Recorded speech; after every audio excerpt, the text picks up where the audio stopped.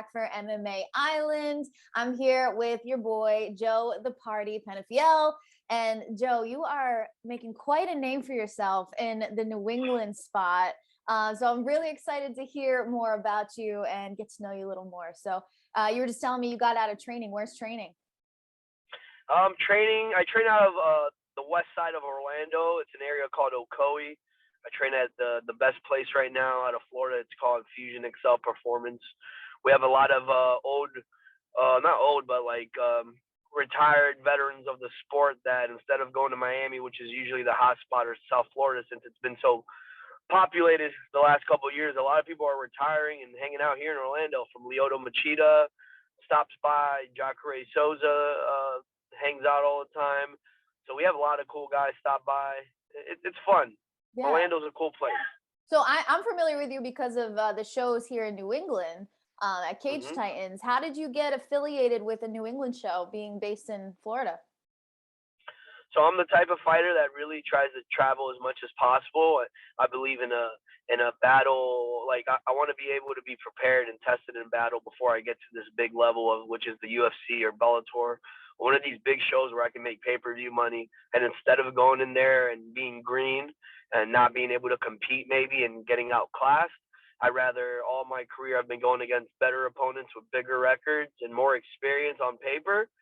And I've always looked for work abroad. I fought in Mississippi and New Jersey on the boardwalk, Louisiana, Georgia, and Boston just seemed to, or Plymouth actually seemed to just happen out of nowhere. And I actually reached out to the promoter, Michael Polveri, and he was so kind. And he just hooked it up. He was like, "Yeah, man, you want to fight this guy?" And I was like, "Sure." And we did it, you know? That's awesome. I mean, he puts on some great shows, so it's a cool hookup to have in New England.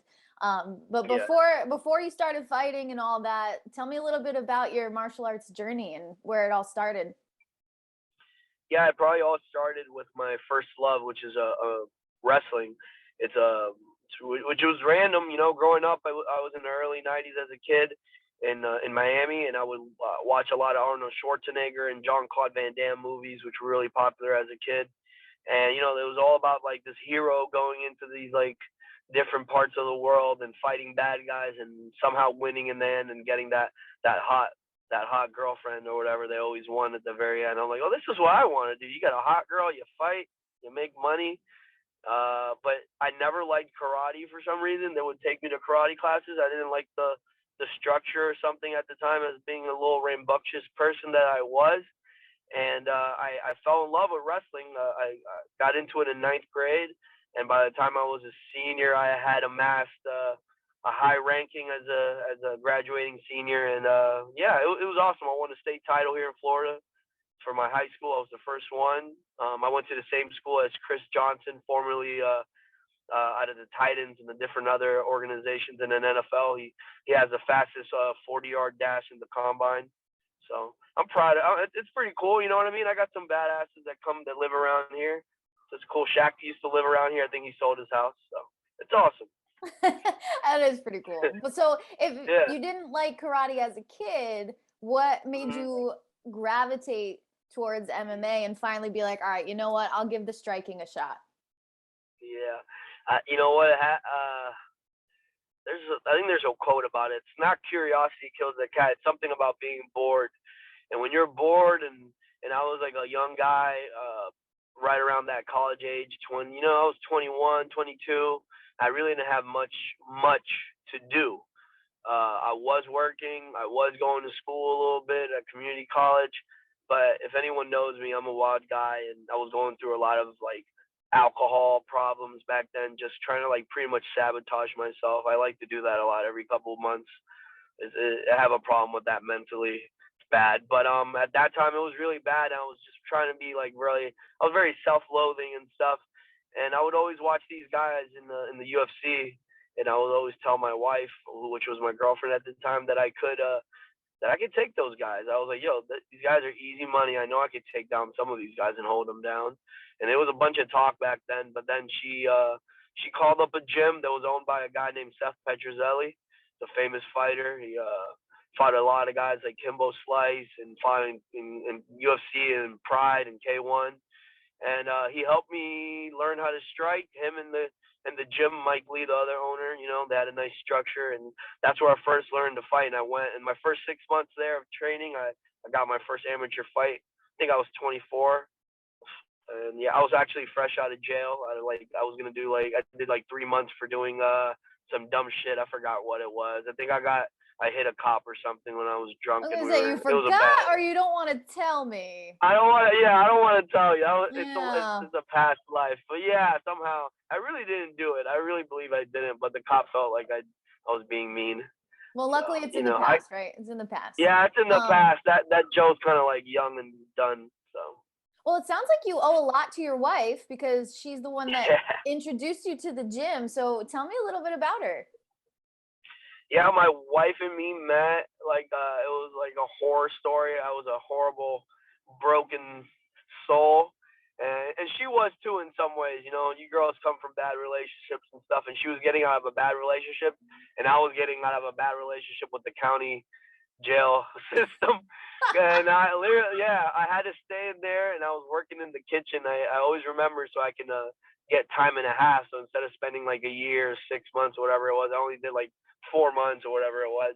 I got out. I met her at a friend's birthday party. My friend was I don't always hang out with dirtbags and gutter people. My friend was very affluent, and we were at this really nice lounge in downtown Orlando having cocktails. And this beautiful girl came out of nowhere with this white dress. It was amazing. I literally, she was leaving the bar or whatever or something, and it got later in the night. And I don't know. I just kept seeing her, and I walked up to her and started kissing her. I told her not to leave, and she really digged that. And that's the love story. And yeah, she plays a big role because she's the mother of my children. She takes care of them. She takes care of me. All that shit. You know what I mean? I wouldn't be able to do anything without her in a way. It's all at the end of the day. It's really a selfless sport, and you have to be a jerk sometimes, and it's all about me. And I do all the hard work, blah blah blah. But behind the scenes, I need support. Even if it's just her being there, people didn't get that at first when I was going to these fights, because I've always done that. I'd show up as a 1-0 pro, and I'd go against the whole team. I'm like, whatever. They can't go on the ring and fight me, so it's only 1 against 1. And sometimes I just need her. What I always taught her and tell people is she gives me what's going on as a regular general person, and she knows more than what people think. But when the crowd, she knows when it seems like I'm losing, what I'm trying to say more, and she can get to me really quick compared to my trainer. Sometimes she's like, "Wake the fuck up," you know what I mean? Sometimes so it's those voices that cut through everything that you need to hear. So yeah, and she plays her role very smart, where my team knows, and I tell them, I'm like, if I'm getting, if something's going down and something's not going right, they'll throw her in there first. They're like, "Get your ass in here. He's not listening," and that's happened a lot in the past. So they gotta get big. They gotta get Big Mama to put the reins down on me and tell me to slow it down. Well, I'm a huge fan of your wife already. She sounds like a wonderful lady. So let's talk about your nickname, the Party. I have a feeling as to why you're called the Party, but I would love to hear it from you first. Yeah, I mean, the Party is just really, it came out of nowhere. I needed a nickname. People used to call me Party or Party P all the time, fucking around. I used to always go to these parties and get drunk. But that was a long time ago when I was a kid. And I needed a nickname. And at first I was like, you know what? I got to market myself. And I really wanted to market this lifestyle. And for me, the Party, the whole idea and the entity of the Party is like Batman. I want something for people to recognize and be like, the Party is it's a person, it's a lifestyle. I'm not just talking about having fun and drinking beers. Sometimes it's about that, but sometimes it's also enjoying your life and spending time with your family and your loved ones, because one day we're all going to be gone. And sometimes we don't stop and smell the roses. Those guys that work, that have money, you know what I mean? But they work so hard, and they never have time for themselves or enjoy times with their loved ones, like your wife and your kids. It's more about that than what people think. Yeah, it's about hard work, but where's the equilibrium to that? Where's the balance? You need to have a yin and a yang to that. And I really try to take that into practice.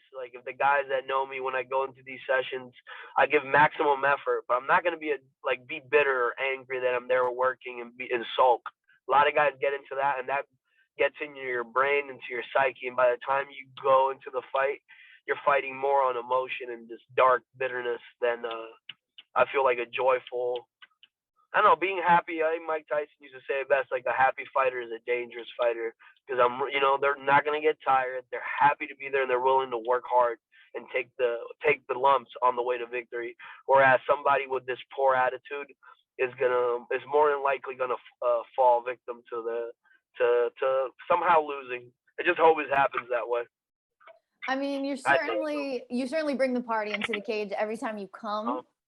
But it's almost like that saying of like, people hate seeing other people happy. So when you came into New England and you brought that big personality, I mean, let's just talk about your first time being at Cage Titans and hearing that crowd not like you at all. How were you able to? So for those of you that didn't see the fight, this man walked out to a whole bunch of FUs and boos and that sort of thing. Mentally, how do you stay focused with something like that? Or do you thrive in that kind of situation? It really is more of a thrive, because it's harder for me to take in kindness and thank yous and all that shit.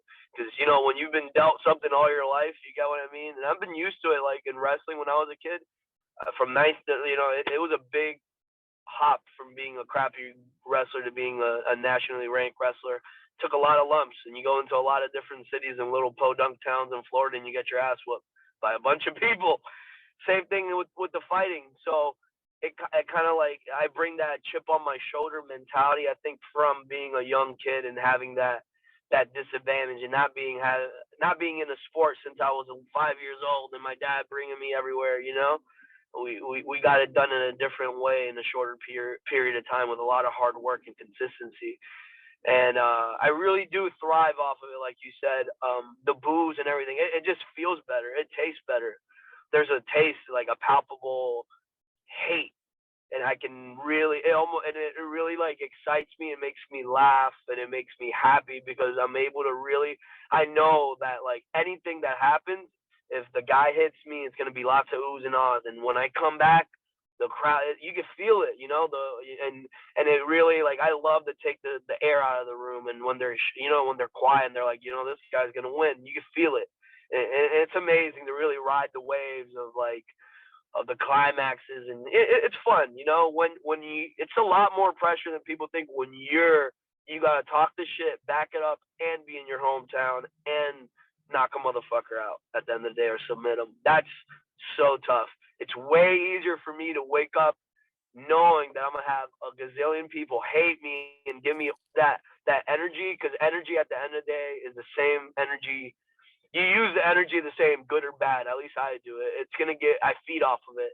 So the good energy is good, but sometimes the bad is even better. It tastes better, I don't know. It's crazy. Yeah, it seems like you don't mind being the villain right now.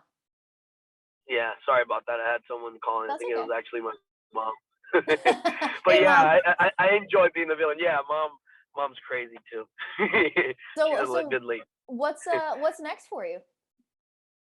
What's next for me? Besides my mother calling me and messing up this Zoom meeting, probably tomorrow in the new year, I'm looking for something. I might be at Cage Titans February 5th, and it's gonna be for the bantamweight title. We're still working on negotiating the terms and the opponents and all that. But who knows, man? Like I said, I'm the type of guy that likes to get to work. I might be in Miami. I might be in Mississippi, which is one of my favorite states to fight at for Atlas fights. And who knows, I got another offer maybe up in New England. So we'll see. I really, really love New England and the way they treat me out there.